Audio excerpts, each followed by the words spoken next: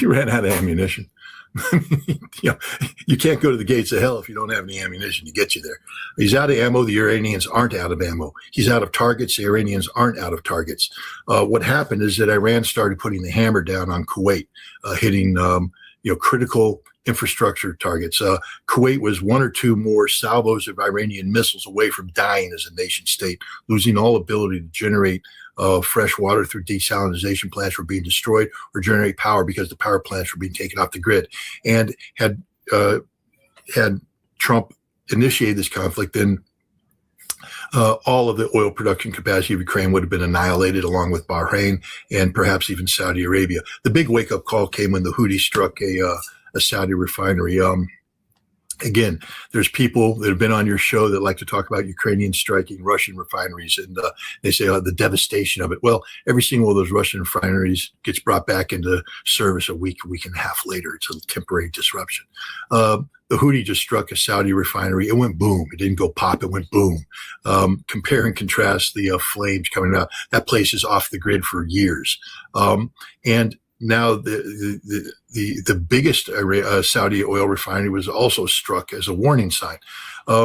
Donald Trump was told by his advisors that if you initiate this action, irreversible harm will be done to the global energy security regime. And it would be permanent harm to the Middle East. It would trigger not just economic catastrophe, but again, I just want to remind people that the oil doesn't just produce diesel and gasoline. That's how we see it in America. We look at high energy prices. Oh God, this is tough. Oil produces everything. People who are watching the show, look at your desk, look at everything's on your desk. Oil played a role in producing almost everything you have here. The crops that feed you, fertilizer comes from oil, sulfur, ammonia, byproduct of the oil refining process. When you shut down 25% of the world's ability to produce fertilizers, that means 25% of the world's agronomy isn't getting the fertilizers necessary to produce the crops necessary to feed the populations. We aren't just talking about an energy crisis where gas prices go up. We're talking about a global famine that's going to happen if Donald Trump did this. We're talking about Europe being overrun by hundreds of millions of desperate refugees. We're talking about Africa unable to sustain populations surging across into the Maghreb, into North Africa, fleeing into Europe, coming through Turkey into Europe because they are desperate. Again, a challenge I give to anybody in your audience: stop eating today. Just try it. Tell me how hungry you are tonight. You're going to be pretty hungry, but you'll be okay. Tomorrow, don't eat because there's no food. You're going to start to get grumpy because your body's going to start saying, hey, I'm hungry. I'm starting to consume myself. The third day, you're not going to be grumpy. You're going to be weak. You're going to be standing up, being a little lightheaded. On the fourth day, you realize that if you don't eat, you're going to die, which means you're going to do anything necessary to get food. On the first day, you're a civilized person. On the fourth day, you're an animal running around murdering people to get their food, breaking into homes to get their food, because if you don't, you die. That's what's about to happen to a significant portion of the global population if they're denied access to food. They will starve to death, and when they starve to death, they're going to start to move to where the food is, and where the food is in Europe. And so I think, Trump has been briefed about this reality. And I think he understands that it's over. There's nothing he can do. Now, there may be Pete Hegseth one last, so let's go in with special operations forces and take the Ukrainian or the Iranian nuclear material. That'll just lead to a lot of dead Americans on the ground. There's no way this is going to succeed. Trump needs to preempt that now. We lost. It's over, Donnie, baby. Your gamble failed. You need to get out of this thing. And now he just has to find a graceful political exit. When Trump told a reporter on Air Force One yesterday that we have an adequate supply of ammunition and equipment, and when Pete Hegseth said the same under oath to the Senate Finance Committee last week when it was asking for another $88 billion to fund this escapade, were they not telling the truth? Quibbling. In West Point, you can be kicked out on the honor code, not by lying, but by quibbling, meaning that you know what the truth is, but you give an answer that isn't the full truth. That's quibbling. And they were quibbling. Do we have sufficient ammunition? Yes, we brought in JDAMs, the old satellite-guided bombs that we used in great effect in Afghanistan and Iraq. Because why? There's no air defense. So the airplane goes high enough, you could drop the JDAM, and the satellite takes it over and guides it in. And if you at a high enough you can drop that bomb, it can penetrate, tens of kilometers into enemy-controlled territory, tens of kilometers. And so we're using JDAMs along with HIMARS and ATACMS to strike targets along the Iranian coast. And if you take a look at where these targets are, that's the primary target. So do we have sufficient ammunition to continue doing this? For the moment, yes. Although some of the ammunition, for instance, the precision strike weapon, I think we only had 90 of them and we used 80 of them. So we got 10 left. But we're running out of ammunition. The long-range strike weapons, however, are depleted, dangerously so. Now, could we draw down stocks in Europe and Pacific to continue the fight against Iran and at the same level of intensity? The answer is yes. But the Pacific commander is saying, if you ever think I'm defending South Korea from North Korea, you've already ruined my possibility because I don't have enough ammunition to last a week or two against a North Korean attack. In Europe, if the Russians ever decided that, screw it, we're going through the Slovakian Gap or we're cutting off the Baltics, there's nothing Europe can do, nothing NATO can do, because the U.S. has no more long-range strike weapons. We've drawn it down to the point where it's dangerously low. So they're lying. Yes, we could sustain the conflict against Iran, but we would strip everything down to near zero capacity, which means we have no ability to defend our strategic interests in Pacific, no ability to defend our strategic interests in Europe. Moreover, it's not just our offensive weapons. We're running out of defensive interceptors. And this is the real problem, especially with Iran, but also think about North Korea and Russia, because the one thing we've always said is we can defend against these attacks. Well, you can't defend if you don't have any ammunition. We don't have any more THAAD ammunition. The high altitude interceptors, PAC-3 stuff is gone. PAC-2 stuff doesn't work. And so if we did have a fight with North Korea, they are going to use ballistic missiles to eviscerate everything we have, and we can't defend against it. Russia will do the same thing against NATO and the United States targets in Europe, destroy everything we can't defend against because there is no defense. And this is what's happened in the Middle East. There is no defense. Donald Trump woke up to the realization that Iran can destroy anything it wants to, anytime it wants to, and there's nothing he can do. So even if he initiated this gates of hell operation, everything that's being used to sustain that will be destroyed by an Iranian ballistic missile force, which has not been harmed at all like anything the United States has done in this current military campaign. What tricks does Netanyahu have up his sleeve for President Trump when they meet in the White House later today? The biggest trip is this reversal that's taking place. Netanyahu and everybody, you remember Mike Huckabee gave an interview a while back where he talked about greater Israel, and someone said, well, doesn't that mean that I think Tucker Carlson said, doesn't that mean they're going to take all these Arab lands? He said, yes, of course, that's part of greater Israel. But the reality is Israel's getting its butt kicked. I mean, Hezbollah is just annihilating the Israeli army as we speak. Iran has proven the capacity of striking Israel, and Israel can't defend itself. Israel's in bad straits. Netanyahu is losing in the polls. He probably won't be prime minister going forward. Who knows? Somebody worse than him could be elected. But what Israel's doing to survive now is they've shifted their strategic focus from the greater Israel in the Middle East to creating strategic depth. And this is the danger of ongoing legislation that's in the House and the Senate right now that will effectively merge the United States military and Israeli military, United States intelligence, Israeli intelligence, into some sort of singularity yet to be fully defined. This means that Israel now owns the United States, that Israel has now the parasite has taken over the host, and this is the danger. This is the ultimate trick that Benjamin Netanyahu has. He is basically taken a defeated nation in order to survive, created strategic depth by linking Israel and the United States as a singularity. It's the most un-American thing imaginable, but it's happening as we speak. And what is he going to say to Trump to persuade Trump, A, to carry this out, or B, to resume the war?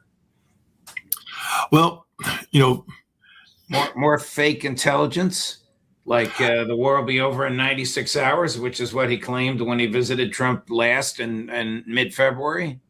No, I don't think he's going to be able to sell that anymore because the United States lacks the capacity, and Israel hasn't demonstrated the capacity to operate independently. Remember, the only reason why Israel could attack Iran is because the United States was facilitating that attack, participating in that attack. The United States has just blown through its ammunition. Israel has no secondary supply of ammunition, so Israel will blow through it too. I think what Netanyahu and Trump are going to be looking forward to is a permanent state of chaos in the Middle East while Israel solidifies its control of the United States. Wow. Does Iran have a nuclear weapon? No. Iran doesn't want a nuclear weapon. This is the frustrating aspect of it, because you have a lot of people saying, if Iran only had a nuclear weapon, we wouldn't be where we're at. If Iran had a nuclear weapon, Iran wouldn't exist today, because the United States would have every reason to use a nuclear weapon against Iran. Because remember, Iran's not allowed to have a nuclear weapon by law. People say, well, they have every right. Israel has one. It doesn't matter. We're talking about the United States, coming up with a legitimate reason to strike Iran using nuclear weapons. The reason why the chairman of the Joint Chiefs of Staff, not once but twice, has refused to initiate nuclear strike options against Iran is he says it's against international law. It's an unconstitutional order. The whole concept of the not reciprocity isn't the right word. It's basically, if you kill more people to accomplish your mission than is legally justified, that's a violation of law, and there's no justification because Iran doesn't have a nuclear program. Hell, Tulsi Gabbard, the director of national intelligence, before she resigned, said as much in front of Congress. Now, if we change the script and say Iran has a nuclear weapon, now Iran becomes an existential threat to American allies and American forces in the region, and we can come up with a nuclear strike plan if that's the only thing left to remove it. So there is, this is the danger of this discussion. Iran doesn't want a nuclear weapon. Iran doesn't have a nuclear weapon. Iran is not trying to produce a nuclear weapon. Iran won this war without a nuclear weapon. That's the thing that people don't quite get. Why would Iran want a nuclear weapon? It means they die. Iran just defeated 2 nuclear powers using conventional ballistic missiles. They won. It's over. They own the Strait of Hormuz. We're never getting it back. They shut down Bab el-Mandeb. We can't open it without Iranian permission. It's finished. And they did it without nuclear weapons. So why, at this moment of their ultimate victory, would Iran commit suicide by developing a nuclear weapon they don't want and they don't need? Well, here's a slightly different view of this from our friend and colleague Larry Johnson on another show last night, number 14. Chris. Iran has reached that proverbial fork in the road, that either the United States makes the necessary concessions that Iran is demanding to go back to the MOU and follow the MOU, adhere to it, or else Iran has decided that it has no alternative but to develop or deploy a nuclear weapon. Now, not use it, but to demonstrate, okay, we got it now, we have it, and if we're attacked, we can use it. That will be a complete game changer in the region. I disagree. I mean, I don't know Larry's sources. I don't know if this is, analysis on his part, in which case I've put forward an analytical model that argues against it. If he's saying he has a source, I don't know the sources. I will say that, there's nothing coming out of Iran that suggests that Iran is pursuing a nuclear weapon. Again, there's no need for Iran to produce a nuclear weapon. A nuclear weapon would open Iran up. I can just tell you that if Iran develops a nuclear weapon, there is no more legal constraints against the chairman of Joint Chiefs of Staff greenlighting a nuclear strike plan against Iran. And this nuclear strike plan would be devastating because you have to eliminate Iran as a nuclear power, meaning you're not just striking potential nuclear production facilities, you're taking out regime targets, you're taking out the regime, you're destroying the nation state. It would be the total annihilation of Iran, justifiable under normal military thinking, because remember, and Larry, they're not allowed to have a nuclear weapon. They're not allowed to have it by law. They haven't gone through the process of withdrawing from the NPT. They are still a signatory of the NPT, and withdrawal from the NPT is not instantaneous. Look at the North Korean precedent. You have to declare intent, and it takes time to withdraw. So the second they declare intent, to do that, the United States has to assume that they are producing a nuclear weapon, and it changes the legal and operational dynamic when it comes to nuclear war planning. So I respect Larry tremendously. You know, we're friends with Larry. I'm still friends with Larry. I'm not saying I'm not friends with Larry. I'm just saying on this point, I disagree with him. I don't have access to his sources, so I can't fully evaluate his sources. But I think that the analytical framework to sustain this argument is fundamentally flawed. Do we know how many Americans have died? How much many military personnel have died since Iran 3.0? I guess we can go back to June when all this started. Do we even know what the number is, or is the Pentagon acting like the IDF? Well, for the moment, the Pentagon isn't the IDF. If we get this merger, then it becomes the IDF. But at this point in time, if you're in the Joint Special Operations community, if you're part of a deniable military activity, your death can be disguised as operational accidents. This is historically something that happens. But if you're not part of that community, when you die, there are literally legal responsibilities when it comes to notification of family. By law, it has to be done.